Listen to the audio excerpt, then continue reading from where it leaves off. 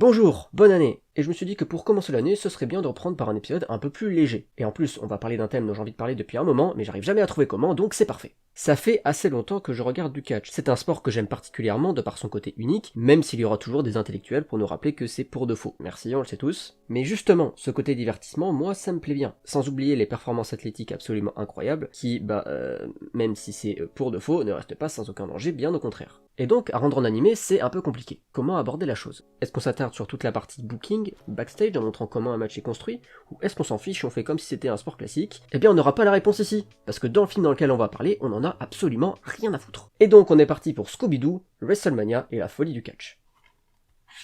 Je l'ai en double. Je pense pas vraiment avoir besoin de présenter la licence Scooby-Doo, même si j'ai l'impression que c'est plus aussi populaire que ça a pu l'être, ça n'en reste pas moins connu de tous. Bon, en gros, on suit Scooby-Doo, Sammy, Fred, Vera et Daphné qui se retrouvent toujours à enquêter sur un mystère et à la fin de chaque épisode, ils trouvent une sorte de monstre mais en fait non, c'est juste un déguisement et le méchant c'est une personne que t'as vu plus tôt dans l'épisode. C'est évidemment fait en majorité pour les enfants, j'ai du mal à imaginer un adulte galérer sur une énigme dans Scooby-Doo. Bon du coup voyons ce que ça donne quand on mêle ça à l'univers du catch. Nous retrouvons donc Sammy et Scooby-Doo en train de jouer au dernier jeu de catch sorti, en faisant un match entre John Cena et un des plus grands luchadors de tous les temps, celui que tous les enfants connaissent et adorent, je veux bien sûr parler de Sin Cara. Putain ça commence bien. Donc dans ce match, assez incroyablement, Sin Cara va l'emporter, et c'est à ce moment-là que le jeu demande de faire une danse de la victoire, que Scooby-Doo effectuera parfaitement, et là, un message de Vince McMahon en personne, qui est le propriétaire de la WWE, apparaît pour dire que Scooby-Doo et tous ses amis sont invités au village de la WWE. Bon voilà, hein, tout ceci c'est un prétexte assez maladroit pour les faire venir dans l'univers de la WWE. Par contre, pourquoi ça ne choque que moi, le fait qu'ils aient pas de manette pour jouer? Mais du coup ils jouaient comment? Genre ils jouaient avec une Kinect? Du coup c'est super dangereux. Bon après avoir convaincu la troupe de partir avec eux, nos amis arrivent au village de la WWE. Village dans lequel il se passe des trucs pas ouf. Notamment il y a un ours enflammé géant qui se balade et qui attaque les catcheurs. D'ailleurs le catcheur The Miz s'est fait attaquer et est donc blessé. De toute façon je veux dire le Miz c'est un habitué des trucs comme ça, je veux dire, on l'a vu se faire bouffer par des zombies alors bon à un moment voilà. Bref nos amis sont arrivés mais en crachant leur caravane. Mais c'est pas très grave parce que le seul et l'unique John Cena John Cena arrive pour les aider avec l'aide de deux mecs qu'on connaît pas, à savoir Ruben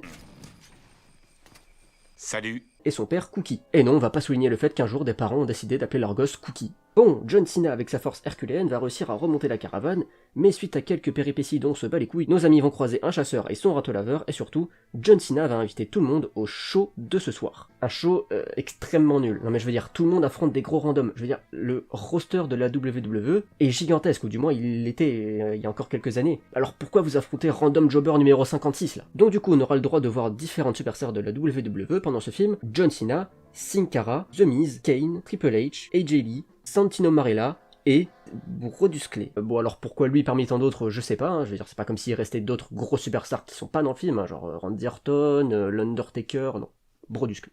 Bon, dans le main event, la fabuleuse équipe de Sin Cara et John Cena vont affronter Alberto Del Rio et le Big Show. Ouais, vas-y, Big Show! Bon, sur le papier, c'est un match un peu osef, hein, mais ce match inclura un élément inédit dans l'univers du catch. Parce que Big Show attaquera John Cena avec une table de pique-nique. Oui, bon, alors pour ceux qui connaissent pas, alors, ok, des fois, il y a bien des tables qui sont utilisées, mais c'est pas des tables de pique-nique. Hein.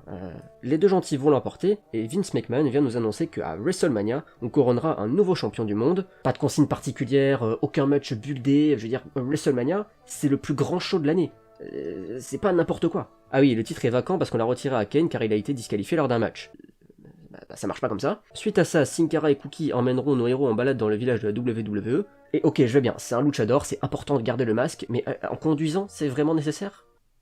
Vraiment? Bon, le soir, on voit Cookie et Ruben se prendre la tête parce que Ruben veut devenir catcheur, mais Cookie, qui lui n'a jamais eu le succès qu'il aurait désiré avant de se blesser, refuse. Enfin bref, tout ça pour que dans la nuit, le terrible monstre refasse son apparition pour rappeler qu'il existait, et ça crée une panique générale. En fait, tout le monde est assez stressé parce qu'il faudrait surtout pas qu'on vole la ceinture de champion du monde qui est absolument surprotégée. Bon, il est l'heure d'expliquer un peu le background du monstre. Pour ceci, John Cena va traduire ce que dit Sin Cara. Et là, dit comme ça, on pourrait juste se dire que Sin Cara parle pas la même langue, du coup John Cena va traduire un petit peu. Et en soi, oui, mais Sin Cara parle la langue des luchadors. C'est-à-dire en faisant des mouvements random. Du coup on sait pas, peut-être que John Cena il a fait luchador LVD au lycée, donc il va nous traduire tout ça. Alors donc un ancêtre de Sin Cara s'est battu contre un ours, un match de catch, et l'a battu, mais l'ours s'est énervé et a semé le chaos dans la ville, tout ça pour que Sin Cara Grande l'arrête une nouvelle fois, mais au prix d'une lourde blessure à la jambe.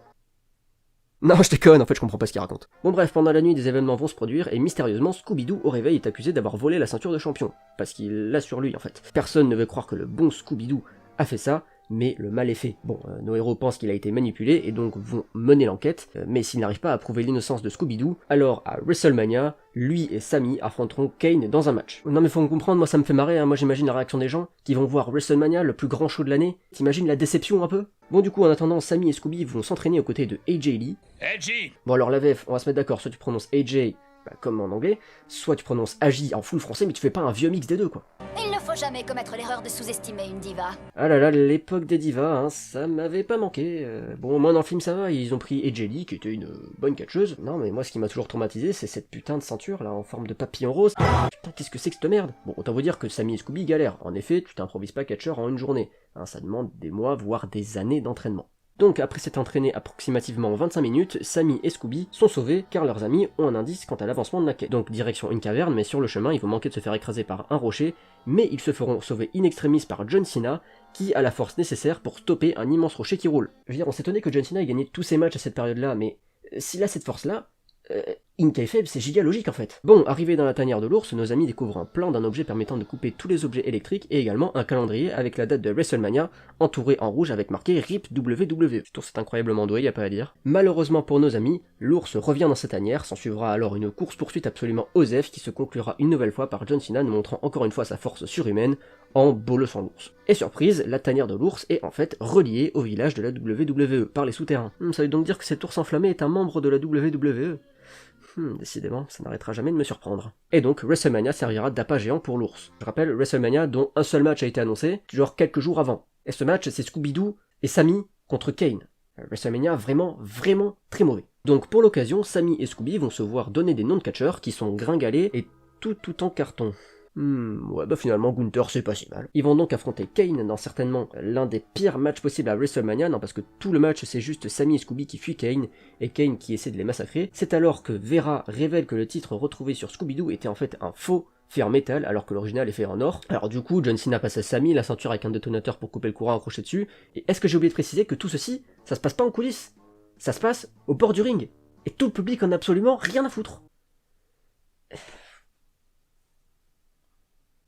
Bah je reste pantois. Bon bref, tous les catcheurs vus précédemment vont allumer des signaux de fumée pour ramener un peu de lumière, tout ça pendant que dehors, le sergent Slaughter, Jerry Lawler et Triple H vont ramener le courant à l'aide d'une grosse machine, vous voyez en slip, dehors, sous la pluie, avec des gros éclairs qui passent sur les câbles. Je veux dire, qu'est-ce que tu risques, mon pauvre Hunter?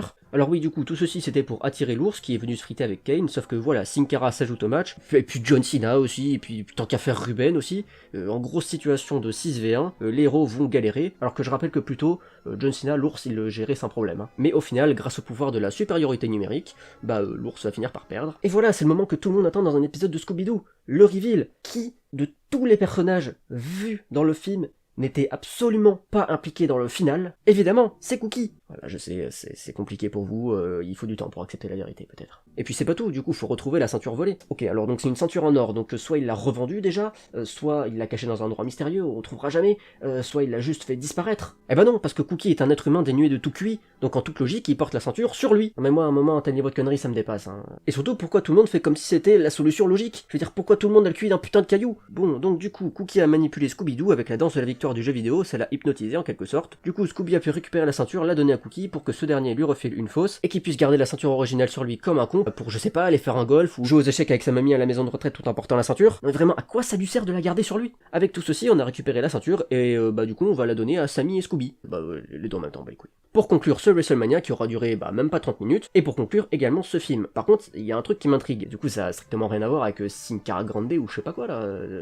Putain, le pauvre Sin Cara, ça se trouve il savait tout depuis le début, et c'est juste John Cena, il savait pas traduire en fait. Pour la défense de John Cena, en même temps le Luchador LV2 ça a l'air quand même vachement chaud. Et voilà, donc c'était Scooby-Doo, WrestleMania et la folie du catch. Et on va pas se mentir, c'était pas incroyable. Bon, on va prendre en considération le fait que c'est pour les enfants, mais même comme ça, c'est incroyablement osef. On sent qu'on a ajouté des personnages mais on sait pas quoi en foutre. Genre, vous vous souvenez du chasseur avec le raton laveur? Bon voilà, moi non plus. Et même les catcheurs présents, pourquoi il y a Brodus Clay et Santino Marella? Je veux dire, ils servent littéralement à rien, mis à part à allumer les signaux à la fin. Et je veux dire, tu pouvais les faire allumer par Stéphane et Bernard les techniciens, franchement c'était pareil. Et puis même les autres personnages, franchement c'est pas glorieux. John Cena est peut-être celui qui s'en sort le mieux, en même temps on parle de John Cena, hein, c'est pas le dernier des clampins. Sin Cara est là, c'est son seul mérite. Quoique il a rien botché dans ce film, donc pour Sin Cara c'est déjà plutôt pas mal. Et Jelly est utile dans une scène hormis le final, et Triple H, pourquoi il est en slip tout le temps? Je veux dire, quand il mange, quand il est dehors sous la pluie à rétablir le courant. Alors, je sais que beaucoup de catcheurs catchent en slip. Mais sinon, quand ils font pas de match, la plupart du temps en général, ils portent des vêtements. Après, pour ce qui est du côté mystère, c'est du classique Scooby-Doo. Si vous aimez la série, normalement, ça devrait le faire. Bon, moi je dois avouer que je m'en fiche un peu, mais c'était quand même cool de voir quelque chose avec pour thème le catch. D'ailleurs, il y a un autre film crossover entre la WWE et Scooby-Doo, mais ce sera certainement pour une autre fois. Est-ce que je vous conseille de regarder ce film? En vrai, pourquoi pas, c'est complètement con, mais c'est divertissant. Et donc moi, je vais vous laisser là pour cet épisode. Vous inquiétez pas, cette année, on aura plein d'animés, de dramas et des trucs comme ça à analyser, donc il va y avoir quand même des vidéos, je pense. Sur ce, moi je vous laisse là. À la prochaine. Au revoir.